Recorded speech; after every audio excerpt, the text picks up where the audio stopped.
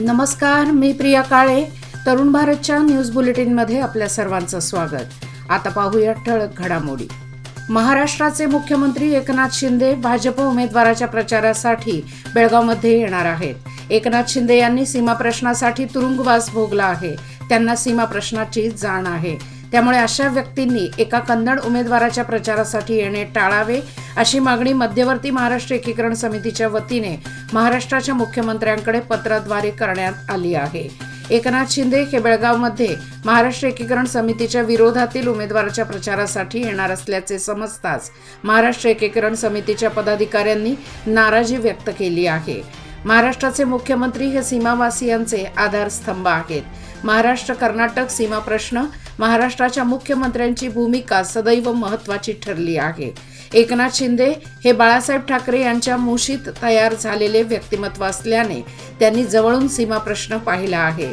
तसेच अनेक लढ्यांमध्ये त्यांचा सक्रिय सहभाग असल्याने लढ्याची धार कमी होईल अशी कृती करू नये, असे पत्र महाराष्ट्र एकीकरण समितीकडून महाराष्ट्राच्या मुख्यमंत्र्यांना पाठवण्यात आले आहे.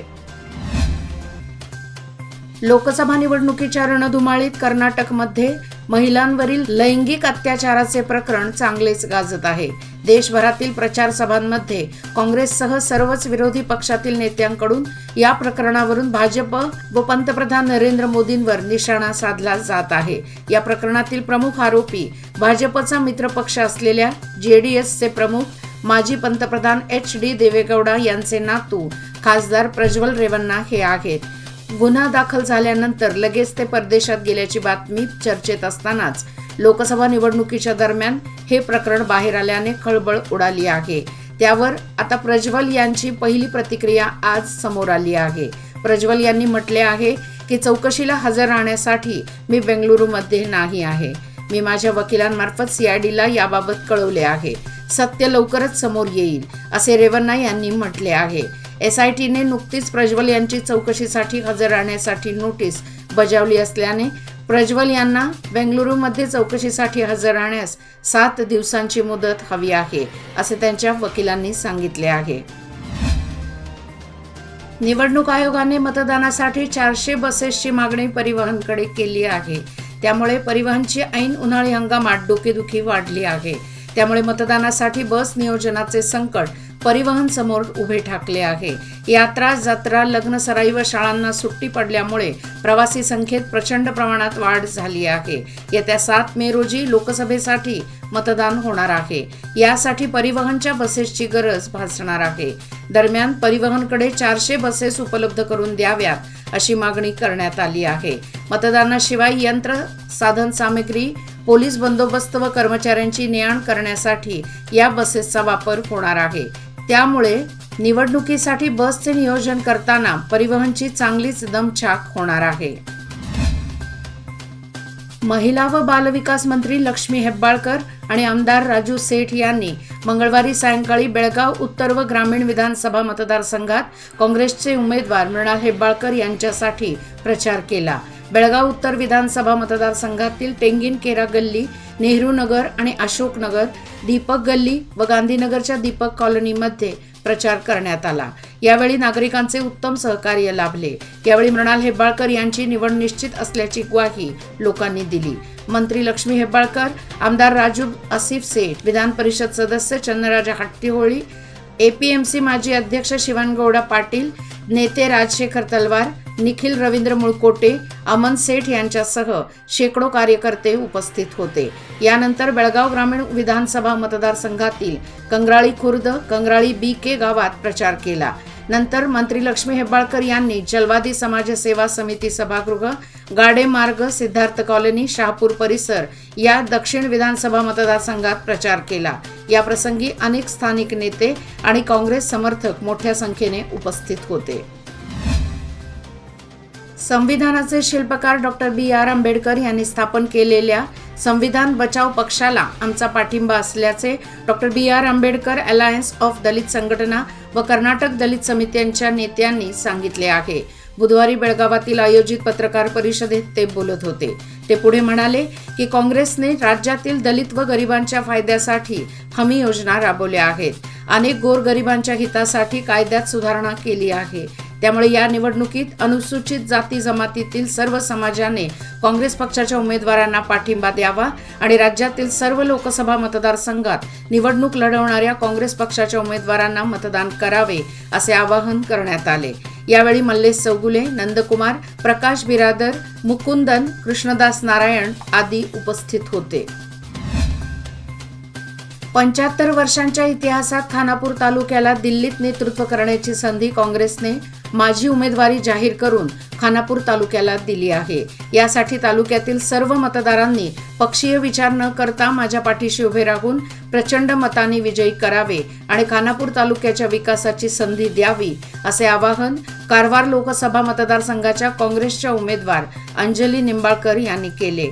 खानापूर शहरातील प्रचार फेरीच्या सुरुवातीला शिवाजी महाराजांच्या पुतळ्याला अभिवादन केले। यावेळी बेळगाव येथील रामकृष्ण परमहंस मठाचे मोहन महाराज उपस्थित होते। बेळगाव लोकसभा मतदारसंघातील काँग्रेसचे उमेदवार मृणाल हेब्बाळकर यांनी लोकसभेवर निवडून आल्यास बेळगावच्या औद्योगिक क्षेत्राची वाढ आणि रोजगार निर्मितीला प्राधान्य देण्यात येईल असे आश्वासन दिले आहे। लोकसभा निवडणुकीचा एक भाग म्हणून त्यांनी बुधवारी सकाळी बेळगाव येथील श्रीनगर गार्डन आणि माळमारुती परिसरातील भागात जाऊन प्रचार केला। आपले बहुमोल मत वाया जाऊ नये याकरिता मी निश्चित काम करून दाखवीन अशी ग्वाही त्यांनी यावेळी दिली। माझ्यात काम करण्याची आवड, भरपूर ऊर्जा व उत्साह असल्याने माझ्या जबाबदाऱ्या पार पाडण्यासाठी मी समर्थ आहे। सर्वानुमते चर्चा करून बेळगावचा सर्वकष विकास आराखडा तयार करणार असल्याचे मृणाल हेब्बाळकर यांनी सांगितले। यासाठी मला जनतेचा व्यापक पाठिंबा असून बेळगावच्या भवितव्यासाठी बेळगावची जनता काँग्रेसला नक्की साथ देईल असा विश्वास त्यांनी यावेळी व्यक्त केला। या प्रसंगी काँग्रेसचे स्थानिक नेते, कार्यकर्ते व नागरिक मोठ्या संख्येने उपस्थित होते। मठ गल्ली परिसरातील मंगळवारी अनोळखीचा मृतदेह आढळून आला आहे। मार्केट पोलिसांनी सुमारे 45 ते 50 वर्षीय मृतदेह ताब्यात घेतला असून उत्तरीय तपासणीसाठी तो सिव्हिल हॉस्पिटलमधील शवागारात पाठवण्यात आला आहे। झोपेत असतानाच या अनोळखीचा मृत्यू झाला आहे। त्याची ओळख पटवण्यासाठी प्रयत्न करण्यात येत आहेत। संबंधितांनी 0831 240 5242 या क्रमांकावर मार्केट पोलीस स्थानकाशी संपर्क साधण्याचे आवाहन करण्यात आले आहे। युनियन बँक ऑफ इंडिया क्षेत्रीय कार्यालयातर्फे नगर राजभाषा अंमलबजावणी समिती बेळगावच्या संयोजकांच्या 23व्या अर्धवार्षिक बैठक व पारितोषिक वितरण समारंभ नुकतेच संपन्न झाले। यावेळी प्रमुख पाहुणे म्हणून उपसंचालक गृह मंत्रालय, भारत सरकारचे अनिर्बन कुमार विश्वास हे उपस्थित होते। यावेळी संपूर्ण बँकेचे अंतर्गत कामकाज लवकरच कंठस्थ 2.0 प्रादेशिक भाषांमध्ये अनुवादासाठी सक्षम केले जाईल, जेणेकरून केंद्र सरकारची सर्व कार्यालये त्यांच्या प्रादेशिक भाषांमध्ये ग्राहकांशी संवाद साधू शकतील असे त्यांनी यावेळी सांगितले। यावेळी नराकाशच्या अध्यक्षा आरती रॉर्नियार म्हणाल्या की आम्ही जेव्हा ग्राहकांशी त्यांच्या किंवा प्रादेशिक भाषेत बोलू तेव्हाच वित्तीय संस्था त्यांच्या सेवा प्रभावीपणे सामान्य जनतेपर्यंत पोहोचवण्यात यश मिळवू। यासोबतच त्यांनी भारतीय भाषा दिन उत्साहात साजरा करण्याबाबत सांगितले। या प्रसंगी आर शशिकुमार, शंकर पुजारी, राजकिरण एम बोरकर, विकास भगोत्रा, के शिवरामन, रमेश एस तसेच विविध बँक आणि विमा कंपनीचे शाखा व्यवस्थापक आणि राजभाषा प्रतिनिधी उपस्थित होते। समाजात राहताना सत्तेची कोणतीही अपेक्षा न बाळगता केवळ सामाजिक बांधिलकी जपणारे गोविंद टक्केकर आपल्या व्यवसायातून मिळणाऱ्या नफ्यातून सर्वसामान्य जनतेला मोफत पाणी पुरवठा करणारे युवा उद्योजक गोविंद टक्केकर यांच्या कामाचे सर्वत्र कौतुक होत आहे। बेळगाव ग्रामीण भागातील देसूर, येळ्ळूर, सुळगा, झाडशहापूर आदी गावातील नागरिकांना गोविंद टक्केकर हे जणू आपल्या घरातीलच एक सदस्य वाटू लागले आहेत। नुकतेच पार पडलेल्या देसूर येथील ग्रामदैवत श्री सातेरी माऊली यात्रेत पाणी टंचाई भासू नये यासाठी टँकरने मोफत पाणी पुरवठा गोविंद टक्केकर यांनी केला होता। त्यांच्या या सामाजिक कार्याची दखल घेत यात्रा कमिटीच्या वतीने शाल, श्रीफळ व पुष्पहार घालून मोठ्या उत्साहात त्यांचा सत्कार करण्यात आला। या प्रसंगी नारायण नाईक, शिवाजी नाईक, मारुती पाटील, संतोष मरगाळे, रवळू पाटील, कृष्णा काळूचे, भरमा पाटील, दाजीबा गावकर आदी उपस्थित होते। पारंपरिक वाद्यांच्या गजरात भंडाऱ्यांची उधळण करत महालक्ष्मी देवीचा जयघोष करत बुधवारी सायंकाळी बेनकनहळ्ली गावच्या महालक्ष्मी देवी यात्रेची सांगता हजारो भाविकांच्या उपस्थितीत झाली. गेले 9 दिवस बेनकनहळ्ळी गावात महालक्ष्मी देवीची मोठ्या उत्साहात यात्रा भरली होती. यात्रेच्या शेवटच्या दिवशी बुधवारी सायंकाळी भक्तांची अलोट गर्दी झाली होती. यावेळी भक्तांनी देवीचे दर्शन घेतले. आज बुधवारी सकाळी 8:30 वाजता महाआरती यात्रा कमिटीचे सदस्य व गावकऱ्यांच्या उपस्थितीत महाआरती करण्यात आली. दुपारी 4च्या दरम्यान प्राथमिक मराठी शाळेच्या आवारात देवीची खांद्यावरून मिरवणूक काढल्यानंतर मातंगीला अग्नी देण्यात आला. पारंपरिक वाद्यांच्या गजरात बेनकनहळ्ळी गावच्या पूर्वेला असलेल्या सीमेवर देवीचे प्रस्थान झाले. यावेळी भक्तांची मोठ्या प्रमाणात गर्दी पाहायला मिळाली. मानकऱ्यांचा विधी पार पडल्यानंतर सीमेवर या यात्रा उत्सवाची सांगता करण्यात आली. चीनमधून होणाऱ्या वस्तूंच्या आयातीचे प्रमाण अलीकडच्या काळामध्ये वाढले असल्याची बाब समोर आली आहे. गेल्या 15 वर्षांमध्ये आयातीचे प्रमाण 21% 30% पोहोचले आहे. ग्लोबल ट्रेड रिसर्च इनिशिएटिव्ह यांनी या संदर्भातील माहिती दिली आहे. चीनमधून होणाऱ्या वस्तूंची आयात वाढत असून त्याबाबत चिंता व्यक्त केली जात आहे. भारत सरकार आणि उद्योग मंत्रालयाने याबाबत विचार करायला हवा अशा प्रकारचा सूर आळवला जात आहे.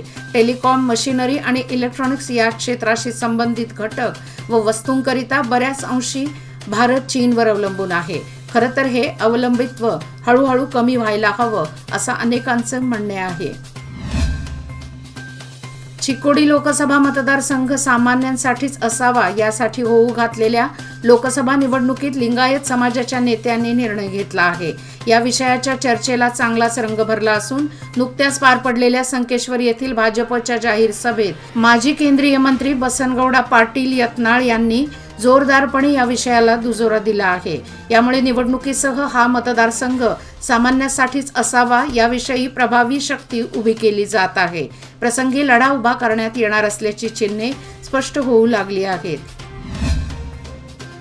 कोकटनूर येथील काळा पाटील यांच्या मळ्यात 2 वर्षाच्या बालकाच्या खून प्रकरणी कोडगानूर येथील तिघांना ऐगळी पोलिसांनी अटक करून त्यांची रवानगी कारागृहात केली आहे. सदर प्रकार 2 कुटुंबातील आर्थिक देवाणघेवाणीतून झाला होता. 4 दिवसापूर्वी काळा पाटील आणि बाबर यांच्यामध्ये आर्थिक व्यवहारातून हाणामारीचा प्रकार घडला होता. या हाणामारीत श्रीनिधी काळा पाटील यांचा मृत्यू झाला होता. ज्योतिबा तुकाराम बाबर वय वर्षे 60, युवराज ज्योतिबा बाबर वय वर्षे 26, यशवंत उर्फ देवराज ज्योतिबा बाबर वय वर्षे 23 यांना अटक झाली आहे. काँग्रेसकडून ही निवडणूक गॅरंटीच्या नावावर लढवली जात आहे. काँग्रेसची गॅरंटी फसवी आहे.